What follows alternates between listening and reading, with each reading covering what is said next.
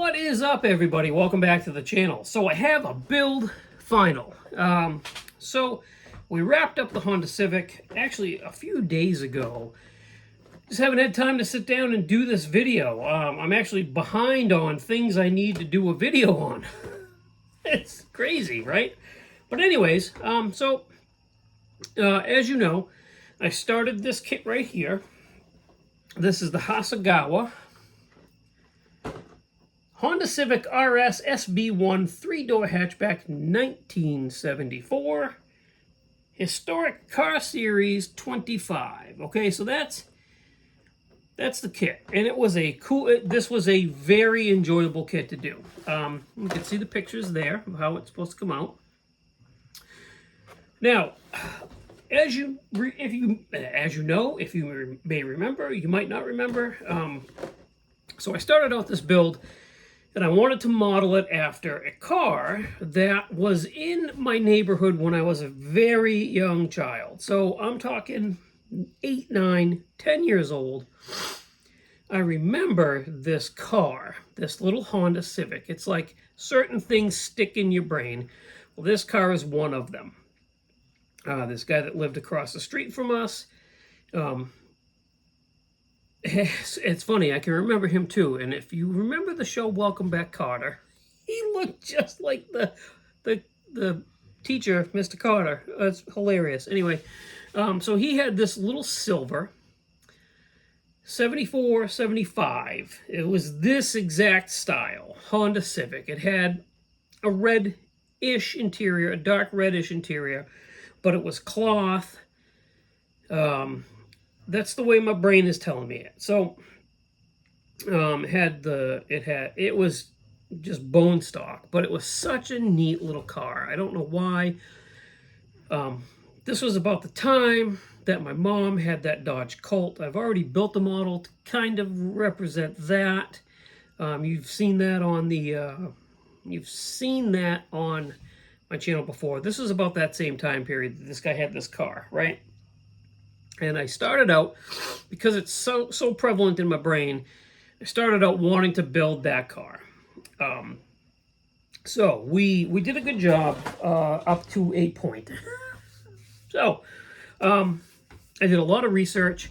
I decided not to clear coat this car because a lot of those cars back in the day I wasn't looking for that mild, deep clear coat, that like mirror finish. I was not looking for that at all. So we painted it with Tamiya TS30. And then I just wet sanded it. I went, my normal routine, okay? I went 4,000 to 12,000 on that and got it nice and smooth. And then I polished the crap out of it with the Meguiar's, this is what I use, guys. And I do it by hand. I do not use a Dremel or any of that stuff. I prefer, I'll do multiple coats and I just rub it and rub it and rub it. But this is what I use on everything, right? So we got the body done. I did the black moldings around the windows. The interior was painted with, it's up there. I'm not going to get up in the middle of this to do that. And I'm also not restarting the video. It was like it's like a dark red. And it's funny, so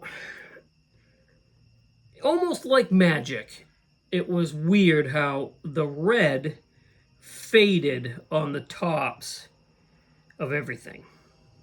It gave it like a sun fade. I thought, holy crap, I screwed it up and I couldn't have had it come out better. So it's got this like cool muted red interior. It weathered the underside.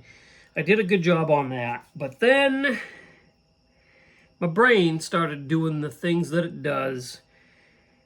And I started looking at, I've got these Aoshima 14-inch deep dish chrome wheels and low profile stretch tires. And I started looking at that, and my good friend Billy, he's like, you need to put those on there. I was like, Oh my gosh. Okay, so there goes that. And then I got those on there. And then I was like, oh, I need something. So I scratch built this. I had this piece of styrene sheet. I apologize. I didn't have the package anymore. It was legitimately like this weird shaped just piece of this styrene sheet that I had left over laying in the drawer. I can't tell you the thickness. I'm sorry, but because I don't know. But anyway, I'm like, okay, that thing needs something in the front. So I like cut and shaped this front chin spoiler thing for it, and then I'm like, no, well now that it's got that, it needs yeah, it needs a bigger exhaust tip. So I've got I do have that right here. Yeah, right here. So we used an 1/8" styrene tube, number 224. Made an exhaust tip for it. And then I had these lights from another Aoshima off-road kit that I had. So I put these lights on the front of it, and before you know it, I ended up with that. So, not a completely stock factory build at all. But I love the way this thing came out. It's got the little chin spoiler on the front. Those mags stick out way far, like way far. And that's exactly the look I was going for. Got a slight camber in the front. I get this thing about camber in the rear, even if it should have had it. I didn't camber the rear wheels. But that's the way it came out. I think it looks pretty good. I didn't put bumperettes on it. The kit had factory like bumperettes that went on it. I didn't include those. I didn't include, they had a black strip that was supposed to go on the bumper. I didn't include those. But otherwise, exactly the way it should have been. Now, how did I get it to sit like this? You may ask. Okay, so I put these wheels on it, and I was like, I mocked it up, and there was huge fender gap, obviously. So what I did was I went down one coil on each strut, because this kit had molded spring and struts, right? So I cut one coil off of each strut, sanded it smooth, and then glued it into place. So I had to forego, there's the bottom, just a light, very light weather, like super light, but just a little bit in the right light, you can see. Excuse me. But what I had to give up was, the only thing I couldn't make fit in the front was the sway bar, because of the way it was lowered and all that. So I thought, you know what, I've taken sway bars off in real life. It is what it is. Fun fact, I actually cut the front sway bar mounts right off the front of the Jeep. All 4 of them. Gone. No bar, no mounts, no track bar, none of that. See ya. Drives like a dream. Anyway, so yeah. And then we, like I said, cleaned up the glass. The interior is completely box stock. Just detail painted. Gave it a wooden steering wheel look. The shift knob is wooden steering wheel and steering wheel look. Same wood. The shift knob is the same wood as the steering wheel. Good grief. But anyways, so there it is. That's how it came out. Man, I think this thing is just cool as heck. So I went, I don't know if you're going to be able to see it or not. So if you look at the roof on that, if you look at it in the right light, it's hard to see. But like starting here at a point and then fanning out, I went extra aggressive on my sanding and kind of gave it this worn, faded look. So I wanted this to look like a really nice car, but an unrestored 1974 Civic. So hence the no clear coat, the aggressive sanding on the roof, the kismet of the interior, the paint kind of screwed up on me, and had this faded look. I think it just came out awesome. So, there you have it. That's the final on that.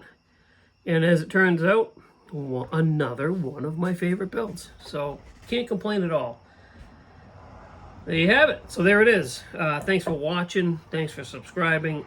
Again, love all you guys. That's it for now. So what am I working on right now? So I've got that value gear stuff I plan to do. You can see it right there. I've started hand painting that. Look for a video on that because that stuff is just cool. And I'm going to add it to the Range Rover, Land Rover, or whatever this thing is, Land Rover thing. I'm going to add it to this, and that'll, I'm hoping, gives this model a whole new look, which will be cool. And then, of course, there's the Torino. She's in primer. It's pink, so that ought to give you a little hint of to what color we're going with. But look for a video on that coming up this week, too. And that's it. That's it, guys. So it's getting late, and I am going to call it a night. So thanks for watching. Thanks for subscribing. Thanks to everybody linked in the description of this video. You guys all rock. Go check them out. And that's it. So I'll talk to you on the next one. See you.